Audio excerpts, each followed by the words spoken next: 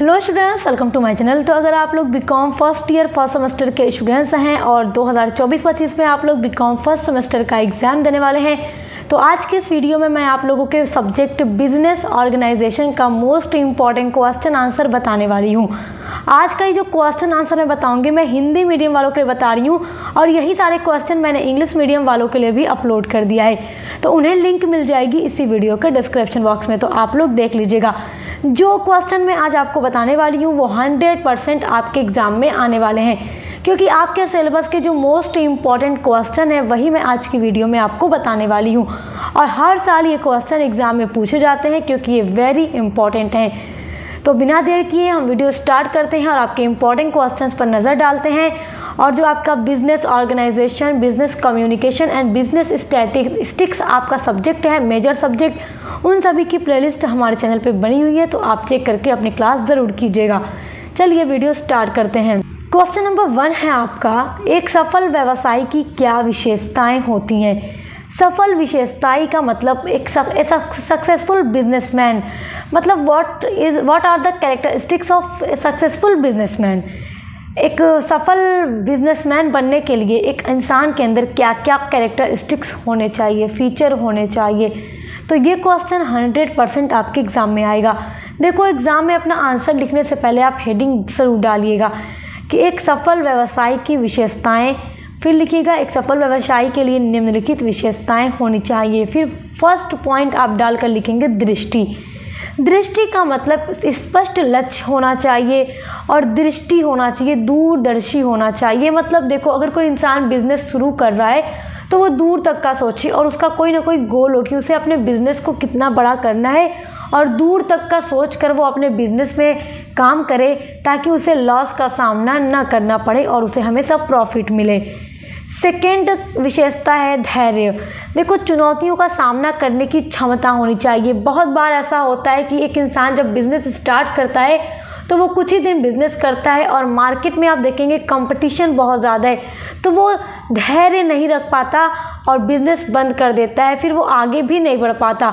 तो जो चैलेंजेस होते हैं, जो कंपटीशन होता है, उसका सामना करने की कैपेसिटी भी होनी चाहिए, तभी एक इंसान एक सफल बिजनेसमैन बन सकता है। तीसरा पॉइंट है निर्णय लेने की क्षमता होनी चाहिए। देखो, सही समय पर सही निर्णय लेना चाहिए, तभी जाकर कोई बिजनेस आगे बढ़ता है। चौथा आपका पॉइंट है संचार कौशल। देखो, संचार कौशल का मतलब विचार और भावनाओं को प्रभावी ढंग से व्यक्त करने की भी क्षमता होनी चाहिए। अगर आप एक दुकानदार हैं तो आपको अपने कस्टमर से कैसे बातचीत करना है ताकि आपका बिजनेस अच्छा चले, तभी देखो कस्टमर से बात करोगे, आपका कम्युनिकेशन स्किल अच्छा होगा, तभी आप लोगों को अपनी तरफ अट्रैक्ट कर पाओगे, वरना नहीं कर पाओगे। और कहा जाता है कि कस्टमर आपकी दुकान पर चढ़ने लग गया, आपने उसे ऐसा माल दिया तो फिर वो हर बार आपकी दुकान पे आएगा। तो आपका बात करने का स्टाइल भी अच्छा होना चाहिए। नेक्स्ट आपका पॉइंट है नेटवर्किंग। विभिन्न लोगों और व्यवसायों के साथ संबंध बनाने की क्षमता होनी चाहिए। आपका नेटवर्क जितना अच्छा होगा, नेटवर्क का मतलब आपका तौर तरीका, बातचीत करने का स्टाइल बेस्ट होगा, तो लोग आपकी दुकान को दूसरों को भी बताएंगे कि वहीं जाओ। तो इससे क्या होगा कि आपसे लोग ज़्यादा जुड़े रहेंगे, और जब ज़्यादा जुड़े रहेंगे तो आपका प्रॉफिट भी होगा क्योंकि वो आपसे परचेस करेंगे। नेक्स्ट पॉइंट है नवाचार। देखो, एक बिजनेसमैन को हमेशा नवाचार करना चाहिए, नए नए चीज़ों को लेकर आते रहना चाहिए, तब जाकर वो क्या होता है, एक सफल बिजनेसमैन बनता है। अगर आप रोज़ वही पुरानी चीज़ें बेचोगे तो कोई भी आपकी दुकान पर चढ़कर परचेज नहीं करेगा। तो एक सफल बिजनेसमैन बनने के लिए ये मोस्ट इम्पॉर्टेंट विशेषताएं हैं, आप इनको तैयार कर लीजिएगा। आपका सेकेंड इम्पॉर्टेंट क्वेश्चन है व्यवसाय को परिभाषित करें और इसका क्षेत्र समझाएं। देखो, व्यवसाय यानी बिजनेस को डिफाइन करो, बिजनेस क्या है, उसी को हिंदी में व्यवसाय कहते हैं, तो ये 100% आएगा। अब बिजनेस ऑर्गेनाइजेशन पढ़ते हैं तो बिजनेस क्या है ये आपको पता होना चाहिए। तो देखो, व्यवसाय एक ऐसा संगठन है, एक ऐसा ऑर्गेनाइजेशन होता है जो उत्पादों या सेवाओं को उत्पन्न करने, बेचने और वितरित करने का कार्य करता है। इसका क्षेत्र विभिन्न प्रकार के उद्योगों को कवर करता है, जैसे कि उत्पादन, सेवा, विपणन और वित्तीय सेवाएं इसमें आती हैं। देखो, व्यवसाय का मतलब ये होता है कि उत्पादन करना, उनको बेचना या सेवा देना, मतलब व्यवसाय का मुख्य उद्देश्य होता है वस्तु या सेवा को बेच करके लाभ कमाना, ज़्यादा से ज़्यादा प्रॉफिट अर्न करना। जैसे कि देखो व्यवसाय में क्या चीज़ें आती हैं, वस्तुओं का उत्पादन करना। तो आपका जो सामान होगा आप उसका मैन्युफैक्चरर करोगे, उसका उत्पादन करोगे। यहाँ पे निर्णय की जगह निर्माण होगा या उत्पादन आप लिख लीजिएगा। दूसरा होता है सेवाओं प्रदान करना। देखो बहुत सारी ऐसी कंपनीज होती हैं, ऑर्गेनाइजेशन होते हैं जो सेवा प्रदान करते हैं, सेवाओं का क्रय विक्रय करते हैं और प्रॉफिट अर्न करते हैं। तीसरा है यहाँ पे विपणन होगा, विपणन यानी मार्केटिंग, उत्पादों और सेवाओं को बाज़ार में लाना ताकि आपके प्रोडक्ट से, आपकी सर्विस से लोग इंट्रोड्यूस हो सके, उससे परिचित हो सके, तभी तो वो आपको परचेस करेंगे, आपकी चीज़ों को परचेस करेंगे। जब वो आपकी चीज़ों को जानेंगे नहीं, आप बेच क्या रहे हो, किस क्वालिटी का है, क्या क्या फीचर्स उसमें हैं, तो कैसे लोग जानेंगे। तो उसका होता है मार्केटिंग करना। देखो हर एक सक्सेसफुल बिजनेसमैन होता है वो हमेशा अपने वस्तुओं या फिर सेवाओं का मार्केटिंग करता रहता है, करवाता रहता है सोशल मीडिया के थ्रू या फिर किसी भी तरीके से। आजकल तो सोशल मीडिया सबसे अच्छा मार्केटिंग का ज़रिया है, तो उसके थ्रू। फिर है वित्तीय सेवाएं यानी वित्तीय संसाधनों का प्रबंध करना। तो ये सारी चीज़ें बिजनेस के अंदर इंक्लूड होती हैं, तभी जाकर कोई व्यवसाय खड़ा होता है और रेगुलर होता रहता है और मनी अर्न करता है, प्रॉफिट गेन करता है। आपका थर्ड इंपॉर्टेंट क्वेश्चन है एकमात्र स्वामित्व व्यवसाय क्या है। एकमात्र स्वामित्व का मतलब होता है सोल प्रोप्राइटरशिप या एकल व्यापार भी आप कह सकते हैं। एकल व्यापार भी अगर आपके एग्जाम में पूछ दे कि एकल व्यापार से आप क्या समझते हैं, तो भी आपका आंसर यही होगा। एकल व्यापार को देखो कहा जाता है जैसे एक अकेला इंसान जो बिजनेस स्टार्ट करता है। देखो बिजनेस दो तरीके का होता है ना, एक होता है पार्टनरशिप जिसमें बहुत सारे पार्टनर्स होते हैं, मिलकर बिजनेस शुरू करते हैं, और एक बिजनेस ऐसा होता है जो एक अकेला इंसान शुरू करता है, जैसे किसी चीज़ की दुकान खोल ले या फिर कोई भी बिजनेस वो अकेला भी खड़ा कर सकता है, तो उसको एकमात्र स्वामित्व व्यवसाय कहा जाता है। और देखो एकमात्र स्वामित्व संगठन की क्या क्या विशेषताएं हो सकती हैं, यानी कि एकल व्यापार की क्या क्या विशेषताएं हैं, ये क्वेश्चन भी 100% इम्पॉर्टेंट है। तो मैंने एकदम आम सी लैंग्वेज में आपको सिखा दिया कि ये है क्या चीज़। देखो यहाँ पे जो नोट्स मैंने तैयार किया है आपके लिए, आप इसको स्क्रीनशॉट कर सकते हैं या फिर आप मेरी बातों को ध्यान से सुने। मैं आम सी भाषा में आपको बता रही हूँ, वो आपके लिए और भी ईजी होगा। जब एक अकेला इंसान अपने व्यवसाय को शुरू करता है, उसमें अपनी एनर्जी लगाता है, अपनी पूंजी लगाता है, और कोई बिज़नेस अकेला शुरू करता है, पूंजी अगर उसके बिज़नेस में उसे पूरा लाभ भी हो तो उसका है, अगर नुकसान भी हो जाए तो उसको ही वहन करना है, उसको ही बियर करना है। पार्टनर्स में तो नुकसान जो होता है सब बांट लेते हैं, प्रॉफिट होता है 4-5 जगह बढ़ जाता है, जितने पार्टनर्स हैं उस अकॉर्डिंग। अगर ज़्यादा प्रॉफिट हो तो इसका ही होता है सोल प्रोप्राइटर में, नुकसान हो तो भी इसका ही जाता है। तो ये होता है एकमात्र व्यवसाय। इसके बहुत सारे विशेषताएं हैं, जिसमें पहला है सरलता। देखो इसकी स्थापना करने में बहुत ज़्यादा आसानियां होती हैं, क्योंकि एक अकेला व्यक्ति अपनी पूंजी लगाता है, वो हो सकता है उधार लेके भी पूंजी लगा ले और अपना बिजनेस, मान लो उसको कपड़े का बिजनेस शुरू करना है, वो माल लाता है, दुकान में भरता है और दुकान उसकी शुरू हो जाती है। यहाँ पे देखो जब कई सारे पार्टनर्स होते हैं तो वो वहाँ पे बहुत सारा एग्रीमेंट की भी नीड होती है। तो यहाँ एकल व्यापार में ऐसा कुछ होता नहीं है। दूसरा पॉइंट है इसकी विशेषता में पूर्ण नियंत्रण। देखो सभी निर्णय एक ही व्यक्ति के द्वारा किया जाता है, क्योंकि 5-6 पार्टनर्स तो इसमें है नहीं कि एक निर्णय कोई ले रहा है तो दूसरा उस पर एग्री नहीं करेगा या सभी के हिसाब से फैसला करना होगा। इसमें एक अकेला व्यक्ति होता है, वही अपने हिसाब से निर्णय लेता है, फैसला करता है, अपने बिजनेस को चलाता रहता है। तीसरी इसकी विशेषता है लाभ का एकमात्र मालिक। देखो जितने भी लाभ उसके एकल व्यापार में होंगे उन सभी का अकेला मालिक भी वो खुद होगा, पार्टनर्स में वो डिवाइड नहीं होगा। तो यहाँ पर इसको बड़ा फ़ायदा होता है कि प्रॉफिट हो तो सब उसका। अगला है इसकी विशेषता की न्यूनतम कानूनी आवश्यकताएं। देखो जो इसमें फॉर्मेलिटीज़ होती हैं, एक जो कानूनी आवश्यकताएं होती हैं किसी बिज़नेस को शुरू करने में, तो यहाँ पे बहुत कम होती हैं, क्योंकि अकेला इंसान शुरू करता है तो बहुत कम चीज़ें यहाँ पे होती हैं, जबकि पार्टनरशिप में या फिर कंपनी वगैरह में ज़्यादा होती हैं। तो ये इसकी विशेषताएं हैं। आई होप कि आप समझ गए होंगे। ये क्वेश्चन एकदम अच्छे से तैयार कर लीजिएगा, ये 100% आपसे पूछेगा। क्वेश्चन नंबर 4 है आपका, कंपनी के प्रचार से आपका क्या मतलब है। कंपनी के प्रचार का मतलब कहिए या कंपनी से आप क्या समझते हैं, मतलब वही है। कंपनी का अर्थ पूछे, कंपनी को परिभाषित करने के लिए पूछे तो आपका आंसर यही होगा। देखो कंपनी के प्रचार का तात्पर्य है कंपनी के उद्देश्य और मूल्य का संचार करना, जिसमें क्या क्या चीज़ें शामिल होती हैं। फर्स्ट होता है शेयर धारकों को जानकारी देना, यानी शेयर होल्डर्स जो होते हैं उनको जानकारी देना किन चीज़ों की, वित्तीय प्रदर्शन की और नए नए उत्पाद की जानकारी शेयर होल्डर्स को देना। सेकेंड आपका इसमें शामिल होता है कंपनी के प्रचार में ब्रांड पहचान बनाना, अपने एक ब्रांड की पहचान बनाना ताकि ग्राहकों में जागरूकता बढ़े। अब जैसे देखो कोई भी चीज़ ब्रांडेड होती है, जैसे आप कपड़ा लो, कोई शर्ट लो, पैंट लो, शूज़ लो, कोई भी चीज़ आप लेते हो, अगर वो ब्रांडेड है तो हर इंसान उसकी तरफ अट्रैक्ट होता है। क्यों? क्योंकि देखो कंपनी हमेशा अपनी ब्रांड को ऊंचा बनाने की कोशिश करती है, जिससे कि ग्राहक जो होते हैं, कस्टमर जो होते हैं, उसके चीज़ों को अच्छे से पहचान सकें। जैसे देखो गुच्ची क्या है, गुच्ची एक ब्रांड है और हर कोई गुच्ची की चीज़ों को पसंद करता है और उसमें हर चीज़ें भी मिलती हैं। उसके अलावा आप देखोगे लड़के मुफ्ती के शर्ट की तरफ काफ़ी ज़्यादा अट्रैक्ट होते हैं, उसको पसंद करते हैं। क्यों? क्योंकि एक ब्रांड है, ब्रांडेड चीज़ें हमेशा लोगों को पसंद आती हैं। उसके बाद देखो है साझेदारी और सहयोग। कंपनी में साझेदारी होती है, सहयोग होता है, संभावित भागीदारी को आकर्षित करना। देखो कंपनी में बहुत सारे शेयर होल्डर्स होते हैं और सब उसके मालिक होते हैं। देखो कंपनी में दो तरह के शेयर होल्डर्स होते हैं, एक होते हैं इक्विटी शेयर होल्डर, एक होते हैं प्रीफरेंस शेयर होल्डर। तो जो इक्विटी शेयर होल्डर्स होते हैं वो हमेशा कंपनी के मालिक होते हैं। कंपनी में जो भी मीटिंग्स होंगी, निर्णय लेना होगा, डिसीजन करना होगा, वो वही करेंगे। जबकि प्रीफरेंस शेयर होल्डर्स में ऐसा कुछ नहीं होता, वो बस कंपनी में जो लाभ होता है उन्हें वो मिल जाता है। निर्णय लेने का फैसला, मीटिंग में बैठने का हक इनको नहीं होता, जो प्रीफरेंस शेयर होल्डर होते हैं। तो ये सारी चीज़ें आपको पता होनी चाहिए, बहुत इंपॉर्टेंट है। और हमारे चैनल पे आपको बीकॉम से रिलेटेड बहुत सारी वीडियोस मिलेंगी। आप हमारे चैनल पर प्लेलिस्ट चेक कीजिएगा, थोड़ा नीचे आपको प्लेलिस्ट मिलेगी, बट मिल जाएगी और वही आपके 2024-25 में भी काम आएगा। क्वेश्चन नंबर 5 है आपका, साझेदारी को परिभाषित करें, इसकी विशेषताएं, लाभ और हानियों पर चर्चा करें। साझेदारी का मतलब है partnership firm, define partnership firm and इसकी जो विशेषताएं हैं यानी कैरेक्टरिस्टिक्स, और पार्टनरशिप फर्म की क्या क्या बेनिफिट्स हैं और क्या क्या हानियां हैं, क्या क्या डीमेरिट हैं। मेरिट मतलब लाभ, हानियां मतलब डीमेरिट, तो उस पर चर्चा करें।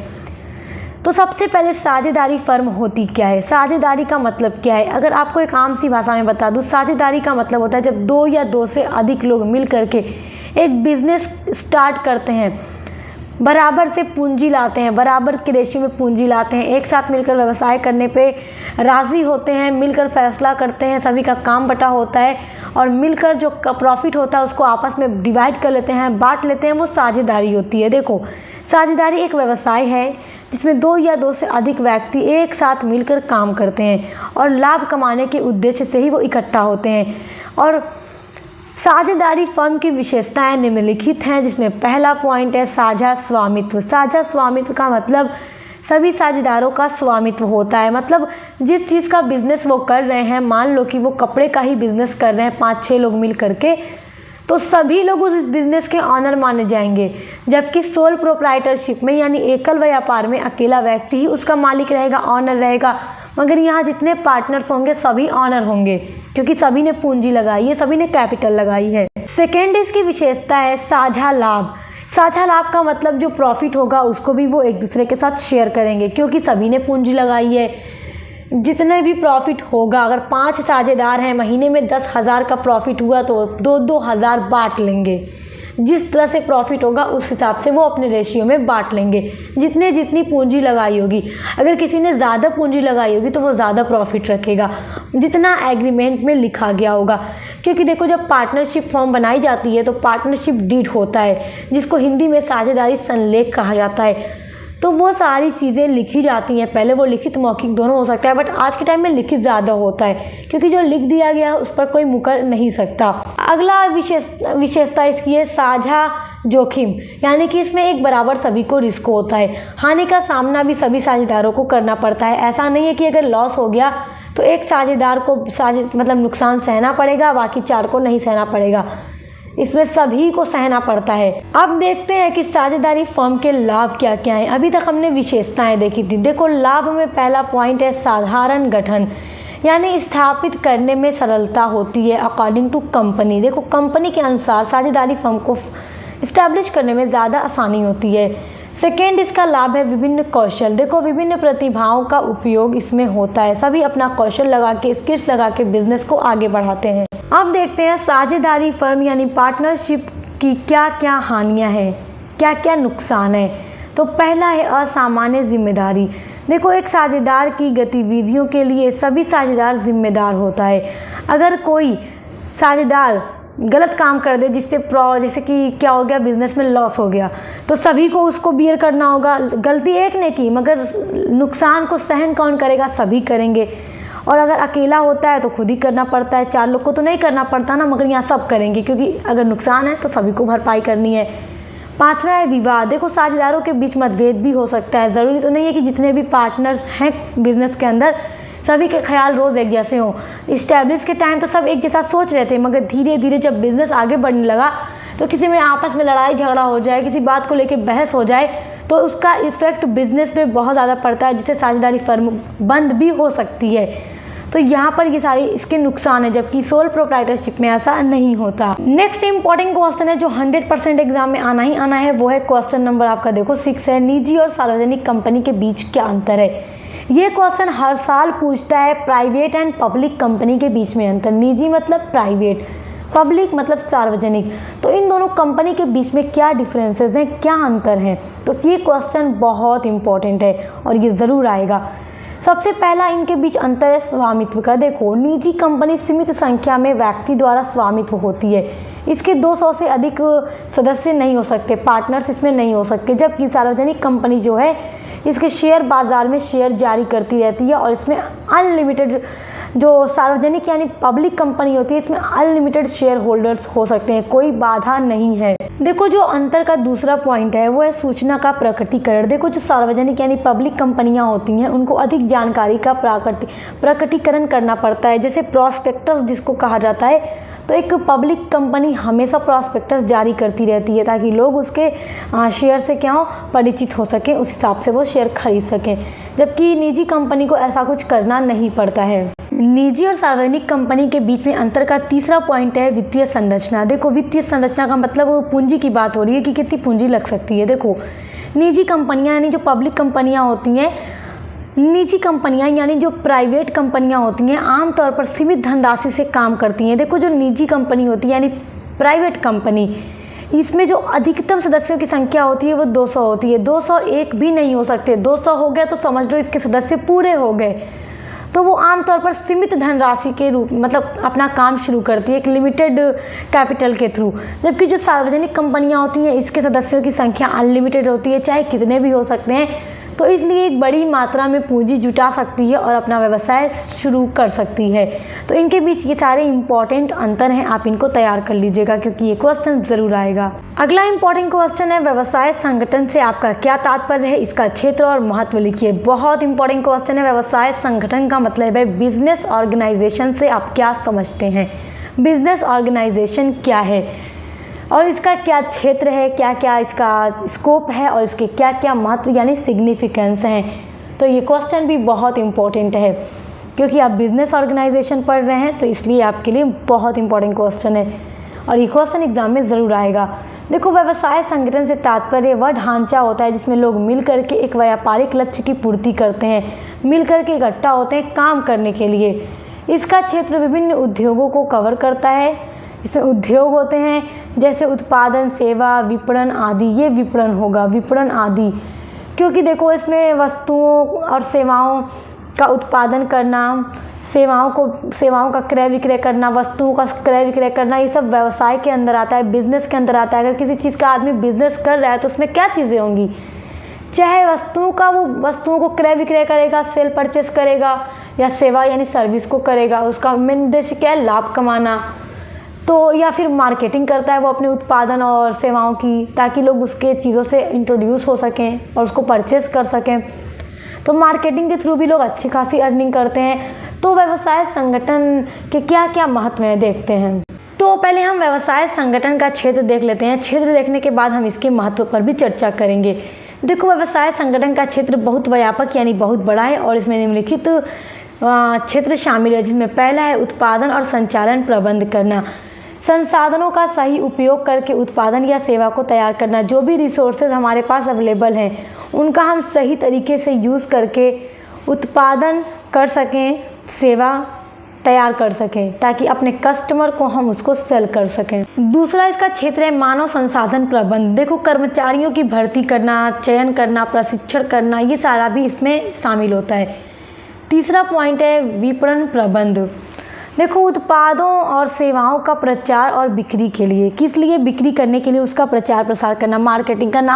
आजकल आप लोग अगर इंस्टाग्राम चलाते होंगे तो आप लोगों ने देखा होगा कि अलग अलग चीज़ें, चाहे कपड़ा हो, चप्पल हो, शूज़ हो, पैंट हो, जीन्स हो, शर्ट हो, ये स्किन केयर प्रोडक्ट्स हो, मेकअप के प्रोडक्ट्स हो, सारी चीज़ों का आजकल मार्केटिंग इंस्टाग्राम पे बहुत ज़ोर शोर से हो रही है। जिससे कि क्या, आप जिन चीज़ों के बारे में नहीं भी जानते हैं तो इंस्टाग्राम पे आप रील्स में, पोस्ट में देखकर उसको जान जाते हैं। तो वो सब उसकी मार्केटिंग का तरीका है, ताकि ज़्यादा से ज़्यादा लोगों तक कंपनी पहुंच सके और लोग उसके प्रोडक्ट से इंट्रोड्यूस हो सकें। जब तक ख़रीदने वाले को नहीं पता होगा ये है क्या, वो ख़रीदेगा कैसे? तो वही होता है मार्केटिंग करना। तो ये सारी चीज़ें बिजनेस ऑर्गेनाइजेशन का क्षेत्र हैं, इसके अंदर आती हैं ये सारी चीज़ें। चौथा पॉइंट है वित्तीय प्रबंधन। देखो, धन का सही उपयोग और वित्तीय निर्णय भी लिया इसमें जाता है, क्योंकि सही मतलब आप मनी का सही उपयोग करोगे तभी अपना बिजनेस अच्छे से कर पाओगे। तो ये सारा इसका क्षेत्र है। आइए अब इसके महत्व को देखते हैं। इसके महत्व में देखो, पहला पॉइंट है संसाधनों का कुशल उपयोग करना। जो भी संसाधन हमारे पास है, जैसे मेरे हाथ में आप पेन देख रहे हैं, इस पेन को मैन्युफैक्चर करने में जो भी चीज़ें इसमें लगेंगी उसका हम सही उपयोग करके इसको बनाएं। ऐसा यूज़ करें कि बहुत ज़्यादा भी खपत ना हो और हम ज़्यादा से ज़्यादा प्रोडक्ट भी बना लें अपना, और सही उसका रेंज भी उसका सही हो और कस्टमर उससे सेटिस्फाई भी हो। मतलब एकदम लोकल अगर होगा तो कस्टमर दोबारा परचेज़ ही नहीं करेगा। तो ऐसा प्रोडक्ट होना चाहिए कि उसमें सही रॉ मटेरियल भी यूज़ हो और कस्टमर भी उससे सेटिस्फाइड हो सके। देखो, व्यवसाय संगठन संसाधनों के सही उपयोग को सुनिश्चित करता है, जिसमें समय, धन और श्रम का अनावश्यक व्यय नहीं होता। क्योंकि आप बहुत ज़्यादा पैसा लगाकर अपने इस पेन का निर्माण करा रहे हो अपनी कंपनी में, लेकिन पैसा बहुत लग रहा है मगर आपका प्रॉफिट उतना नहीं हो रहा है, मेहनत भी बहुत लग रही है, तो फिर क्या ही फ़ायदा। तो ऐसा रिसोर्सेज का यूज़ करो जो कम समय में, कम टाइम में, कम मेहनत में, कम खर्च में बने और अच्छा प्रोडक्ट बने, सेलिंग भी ज़्यादा हो और कस्टमर उसको परचेज भी ज़्यादा करें। महत्व में दूसरा पॉइंट है स्पष्ट उद्देश्य होना चाहिए। देखो, एक व्यवसाय के लक्ष्यों को स्पष्ट रूप से निर्धारित करता है, जिससे सभी कर्मचारी एक ही दिशा में काम करते हैं। देखो, कोई भी बिज़नेस जब शुरू किया जाए तो उसमें एक गोल होना चाहिए ना, कि हमें इस लक्ष्य तक पहुंचना है, वहाँ तक पहुंचना है, अपने बिज़नेस को बहुत बड़ा बनाना है, ताकि जितने भी कर्मचारी इसमें काम करें तो वो एक सही तरीके से, सही वे में काम करें, ताकि बिज़नेस अपने लक्ष्य को प्राप्त कर सके, जो उसका गोल है वहाँ तक पहुँच सके। तीसरा पॉइंट है समन्वय और नियंत्रण स्थापित करना। देखो, संगठन विभिन्न विभागों और कार्यों के बीच समन्वय स्थापित करता है, क्योंकि जितने भी विभाग होंगे संगठन के अंदर, सभी के बीच में समन्वय होना चाहिए, नियंत्रण, इन सारी चीज़ें होंगी तभी बिज़नेस अच्छे से चल पाएगा, जिससे कि काम काज में कोई अड़चन नहीं आती है। सभी व्यवसाय के सभी विभाग अच्छे से मिलजुल कर अपना नियंत्रण स्थापित किए रहेंगे, समन्वय बनाए रहेंगे, तो काम भी अच्छे से होगा, कर्मचारी लोग अच्छे से काम भी करेंगे। चौथा महत्व है कार्य कुशलता। देखो, व्यवसाय संगठन काम को सही तरीके से विभाजित करके कार्य क्षमता और उत्पादकता को भी बढ़ाता है। तो इस प्रकार देखा जाए तो व्यवसाय संगठन किसी भी कंपनी या व्यवसाय की सफलता के लिए महत्वपूर्ण होता है, क्योंकि यह संगठनात्मक ढांचे के माध्यम से व्यवसाय को सही दिशा में ले जाने में मदद करता है। तो ये क्वेश्चन आप ज़रूर तैयार कीजिएगा, क्योंकि ये ज़रूर आएगा। आपका नेक्स्ट इम्पॉर्टेंट क्वेश्चन है, एक व्यक्ति कंपनी से आप क्या समझते हैं, इसका लाभ बताइए। 100% एग्जाम में पूछा जाने वाला प्रश्न, ये हर साल पूछा जाता है, आपसे भी ज़रूर पूछा जाएगा। देखो, एक व्यक्ति कंपनी को इंग्लिश में कहते हैं 1 पर्सन कंपनी। 1 पर्सन का मतलब एक आदमी जिसने कंपनी खोली है। आप लोगों ने अभी तक पढ़ा कि कंपनी में अगर प्राइवेट कंपनी खोलना है तो कम से कम 2 आदमी होना चाहिए, और बहुत ज़्यादा अगर हो तो 200 होना चाहिए। और अगर पब्लिक कंपनी की स्थापना करनी है तो कम से कम 7 सदस्य होने चाहिए, तभी पब्लिक कंपनी की स्थापना की जा सकती है। और पब्लिक कंपनी में अधिकतम सदस्य कितने भी हो सकते हैं, मतलब उसकी कोई सीमा निश्चित नहीं है। लेकिन एक व्यक्ति कंपनी एक ऐसी कंपनी होती है जिसको सिर्फ एक अकेला इंसान एक पर्पस के लिए, अपने किसी गोल को पाने के लिए खोलता है। वो अकेला इंसान ही उसका मालिक होता है।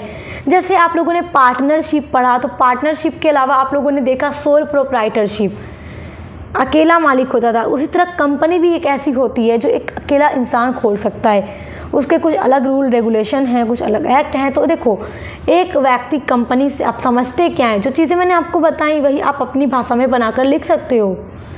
समझाएंगे मैंने कि एक अकेला व्यक्ति होता है। देखो, एक व्यक्ति कंपनी एक प्रकार की निजी कंपनी होती है, ये याद रखिएगा। 1% कंपनी कभी भी पब्लिक नहीं हो सकती, ये हमेशा निजी यानी प्राइवेट कंपनी होती है, जिसे केवल एक व्यक्ति के द्वारा खोला जाता है और इसको संचालित किया जाता है। मतलब वही एक व्यक्ति इसका ऑनर होता है, वही उसको संचालित करता है, उसको चलाता है। यह कंपनी अधिनियम 2013 के तहत मान्यता प्राप्त होती है और इसका उद्देश्य उद्यमियों को एकल मालिकाना हक में व्यवसाय करने का कानूनी अधिकार देना है।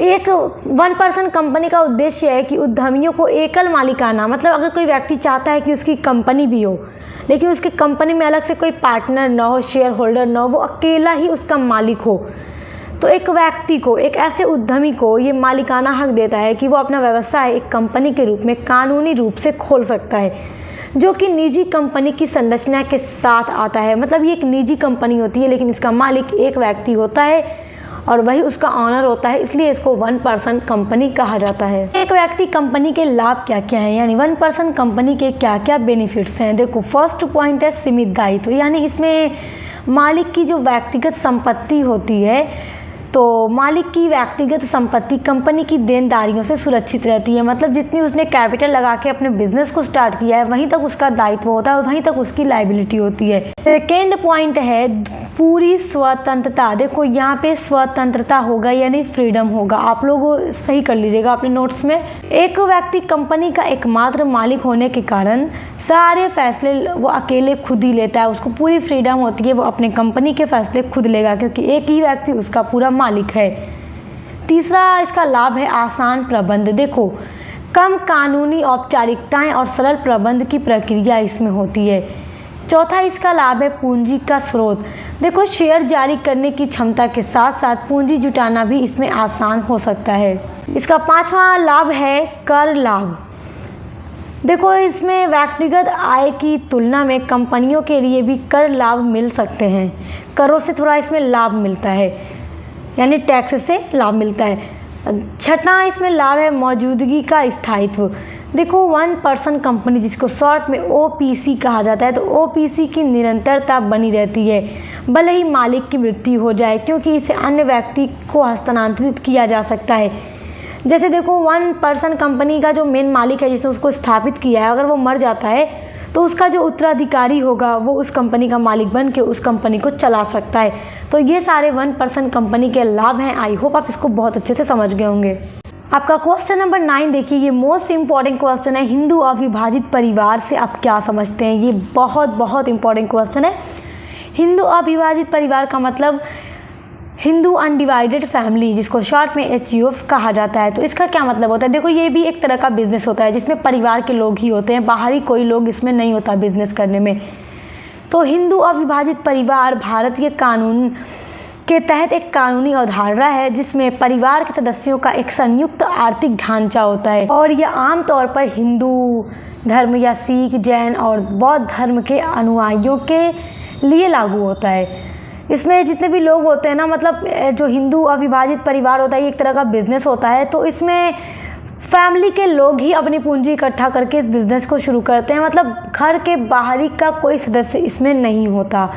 इसमें परिवार के सदस्य एक साथ रहते हैं और उनकी संपत्ति भी साझा होती है और इस प्रकार के परिवार में जो कर्ता होता है, जो मुखिया होता है, वही मेन होता है। मतलब उसी की बात माननी होती है। जैसे आप देखो, आप लोगों ने ज्वाइंट फैमिली सिस्टम पढ़ा होगा, तो ज्वाइंट फैमिली सिस्टम में 3 पीढ़ियाँ कम से कम रहती हैं, 3 पीढ़ियाँ। तो उनमें जो सबसे बड़े होते हैं, जैसे मान लीजिए अगर आपके दादा जिंदा हैं और अगर आपके दादा हैं तो वो आपके घर के कर्ता होंगे, मुखिया होंगे, उन्हीं का फैसला चलेगा। तो वैसे ही जो हिंदू अविभाजित परिवार होता है तो उसमें कर्ता घर का सबसे बड़ा सदस्य होता है। मान लीजिए अगर आपके दादा नहीं है, डेथ हो गई, तो अगर आपके बड़े पापा हैं या आपके पापा ही भाइयों में अपने सबसे बड़े हैं तो फिर वो कर्ता होंगे। तो इस तरह से कर्ता का ही पूरा इसमें उनकी बातों को माना जाता है, वही बिजनेस को संचालित करता है। जो संपत्ति और व्यवसाय से संबंधित फैसले लेता रहता है जो कर्ता होता है, और बाकी सदस्य जो होते हैं पारिवारिक गतिविधियों और संपत्ति के अधिकार में शामिल होते हैं और जो प्रॉफिट होता है वो सभी बांटते हैं। लेकिन कर्ता के पास मुख्य नियंत्रण होता है। जो कर्ता होगा वो जो फैसला करेगा, बाकी परिवार के सदस्य उसी के अकॉर्डिंग काम करेंगे। इसके मुख्य लाभों में से एक यह भी होता है कि आयकर अधिनियम के तहत जो इनकम टैक्स एक्ट होता है उसके तहत HUF की एक स्वतंत्र कर इकाई के रूप में इसको माना जाता है, जिसे करों की में बचत की जा सकती है। मतलब इनकम टैक्स में मतलब HUF का फ़ायदा ये भी है कि करों में थोड़ा बचत भी हो जाती है, तो इसका एक बड़ा फ़ायदा ये भी है HUF का। तो आई होप कि HUF क्या है आप समझ गए होंगे। नेक्स्ट इम्पॉर्टेंट क्वेश्चन है, एकमात्र स्वामित्व और साझेदारी के बीच अंतर क्या है। एकमात्र स्वामित्व का मतलब एकल व्यापार और साझेदारी का मतलब साझेदारी फर्म, पार्टनरशिप फर्म के बीच में क्या अंतर है, क्या डिफरेंस है। तो देखो, अगर एग्ज़ाम में यहाँ पर एकमात्र स्वामित्व की जगह एकल व्यापार दे या एकल व्यवसाय दे तो भी आप समझ जाइएगा कि यही क्वेश्चन पूछ रहा है। ये बार बार बता रही हूँ ताकि आप लोग के मन में ये बात बैठ जाए। तो इसके बीच देखो बहुत सारा अंतर है। सबसे पहला अंतर तो यही हो गया कि सोल प्रोप्राइटरशिप में एक अकेला व्यक्ति ही बिजनेस का मालिक होता है, जबकि पार्टनरशिप में कई सारे पार्टनर्स होते हैं। जब कम से कम 2 व्यक्ति होगा तभी पार्टनरशिप बन सकती है। और देखो, एकमात्र स्वामित्व आप चाहें ना तो अलग अलग से इसको लिख दे तो बेहतर होगा। जैसे एक हेडिंग आपने सोल प्रोप्राइटरशिप की डाल के इसके बारे में एक्सप्लेन कर दिया, एक हेडिंग आपने पार्टनरशिप के बारे में डाल के उसके बारे में एक्सप्लेन कर दिया, तो भी आपको पूरे नंबर मिलेंगे।